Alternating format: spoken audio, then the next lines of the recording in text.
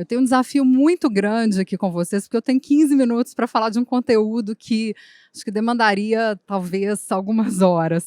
Mas meu objetivo é provocá-los a pensar um pouquinho sobre novas oportunidades de negócio dentro do setor, principalmente num contexto de abertura de mercado livre. Então vamos lá.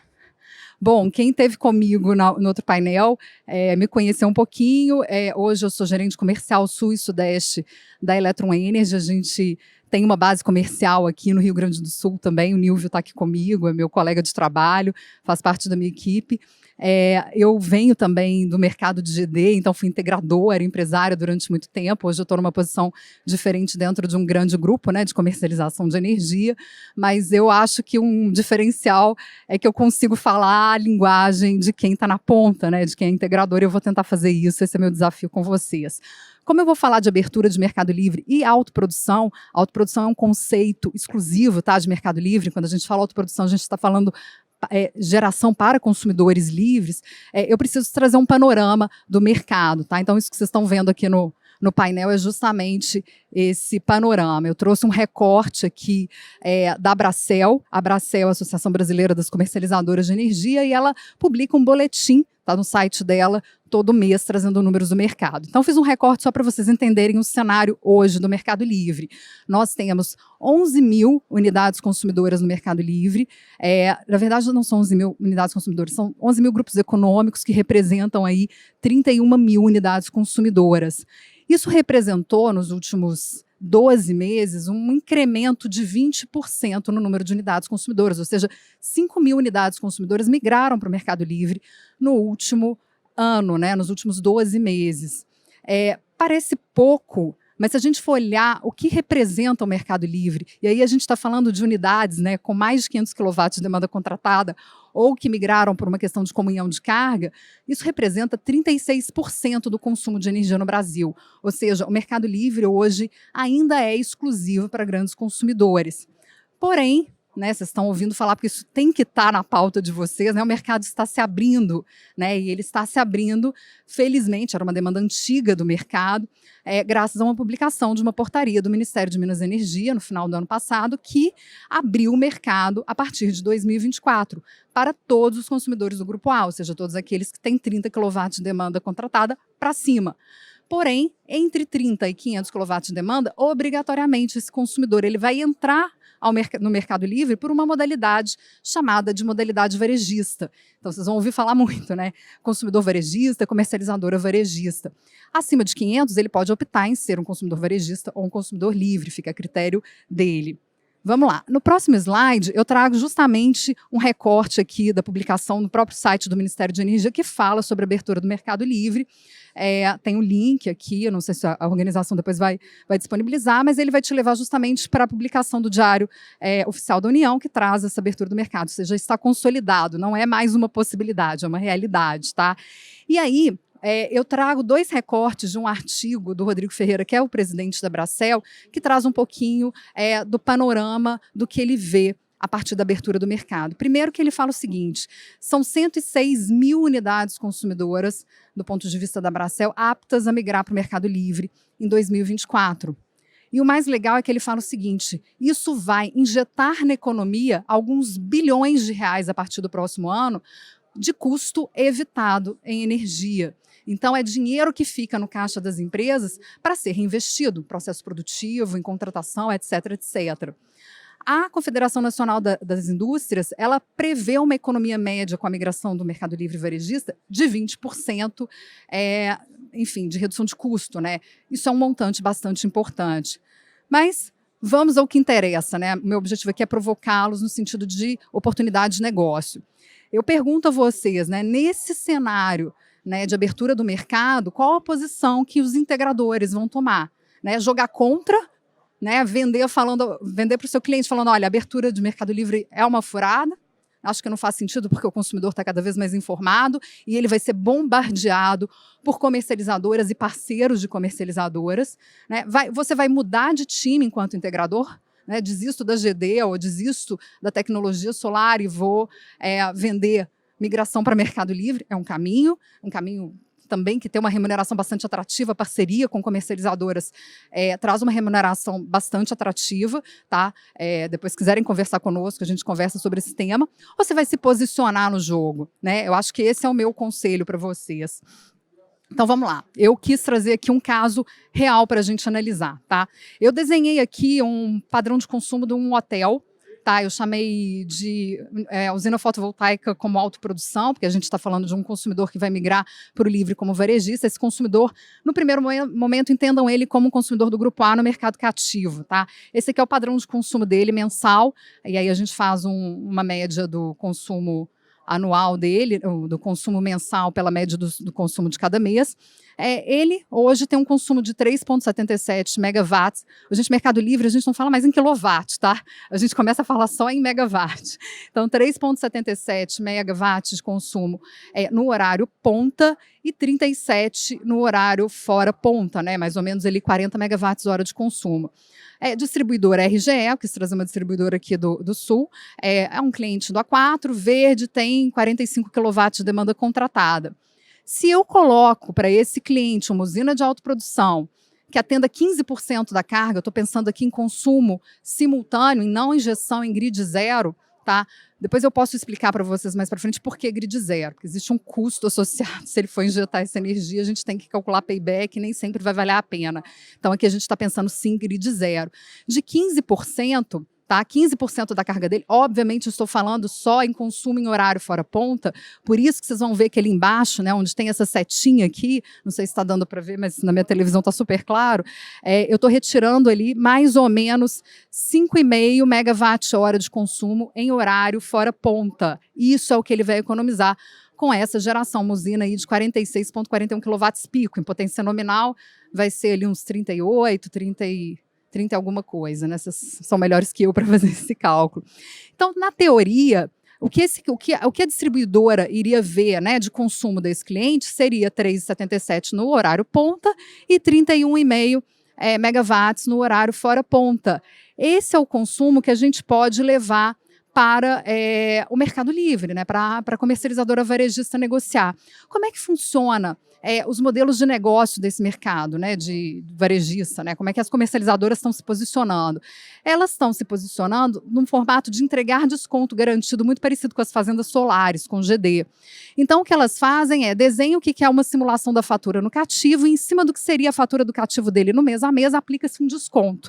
Obviamente, não entram as penalidades, que é a ultrapassagem de demanda, reativa e contribuição com iluminação pública. Então, esse consumidor da RGE, ele tem uma fatura média no cativo, já considerando a usina fotovoltaica dele, tá, que gera 5,5 megawatts, de R$24 mil.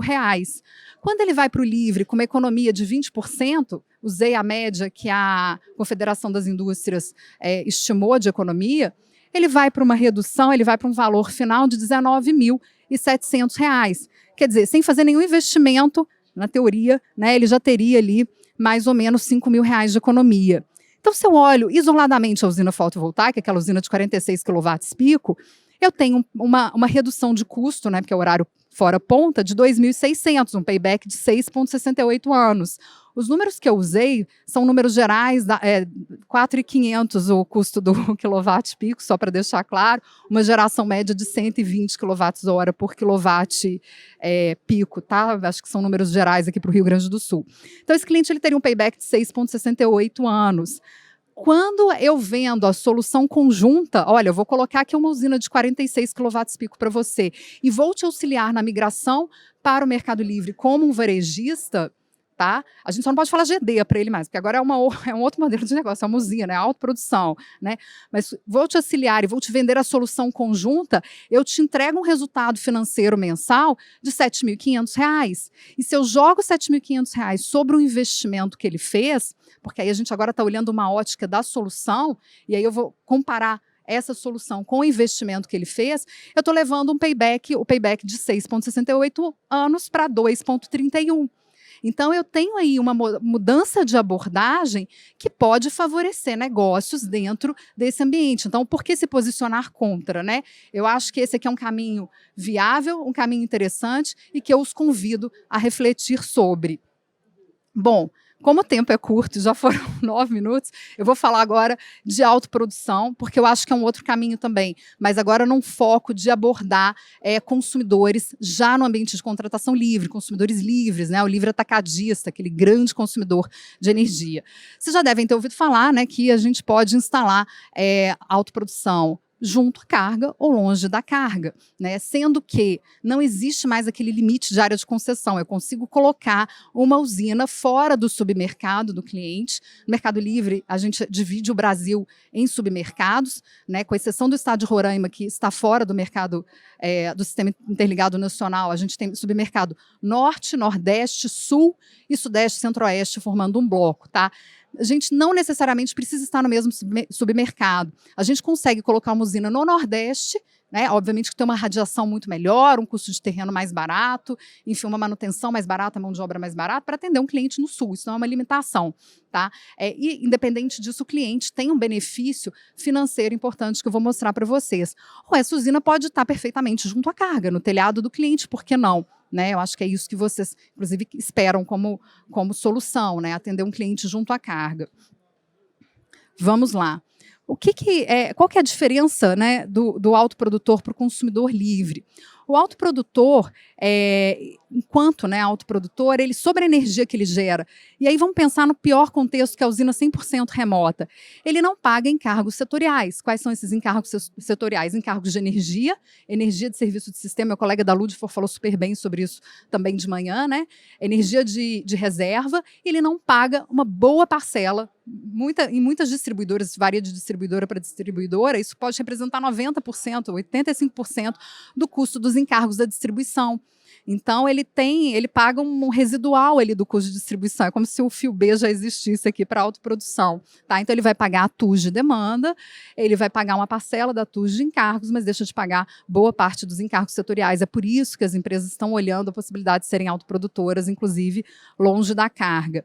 E aí eu fiz um recorte também aqui da RGE, só para mostrar para vocês, isso é um recorte da resolução homologatória vigente, tá? Que está vigente ainda até dia 20 de junho de 23. Se a gente for reparar ali, eu fiz um recorte do A4, mas isso aparece para outras extensões também, para outros grupos tarifários. Se a gente for pegar ali a classificação do cliente, você vai ver que sempre vai aparecer o consumidor normal e o autoprodutor. Esse APE é autoprodutor de energia. Então, você vai ver que o consumidor azul normal, ele vai pagar R$ 116,79 de encargos, tá? Isso são só os encargos da distribuição, e se ele for um autoprodutor, ele paga só R$ 17,61. Né? Acho que o colega da Ludfor também mostrou isso muito bem. E se ele for verde, a mesma coisa, a mesma diferença financeira, são o custo de 2 encargos, que é o CDE e o Proinfa. É claro que, como verde, ele não paga demanda ponta, ele paga encargos mais altos no horário fora ponta, mas a diferença é exatamente igual. Então, eu vou trazer aqui para vocês um estudo de caso para ilustrar como é que fica a fatura de um consumidor livre autoprodutor. Aqui é um estudo de caso real da nossa empresa, a gente faz a gestão desse consumidor, ele tem uma usina de 2,25 megawatt pico, ele tem uma demanda contratada de 2,5, né, 2.500 quilowatts, é uma aplicação junto à carga, e essa usina tem uma geração média de 300 megawatt-hora. Então, eu fiz um comparativo aqui do que seria esse consumidor no mercado cativo e o que seria esse consumidor no mercado livre. Tá? Então, no mercado livre, no mercado cativo, ele teria uma fatura de R$ 725 mil, né? São números estratosféricos, é um consumidor que tem uma carga, uma necessidade energética de 1.200 megawatt-hora mês, ele tem uma usina que gera 300, né, como eu falei. E quando ele migra para o mercado livre, vamos esquecer a autoprodução, ele já tem uma redução para R$ 565 mil, ele já tem uma redução aí bastante importante. Por quê? Primeiro porque ele tem acesso a comprar uma energia mais barata, a tarifa de energia ela é única nos 2 postos tarifários, e além disso, né, é mais barata, inclusive que o posto tarifário fora ponta, e além disso ele tem acesso a uma energia incentivada. O que a energia incentivada faz?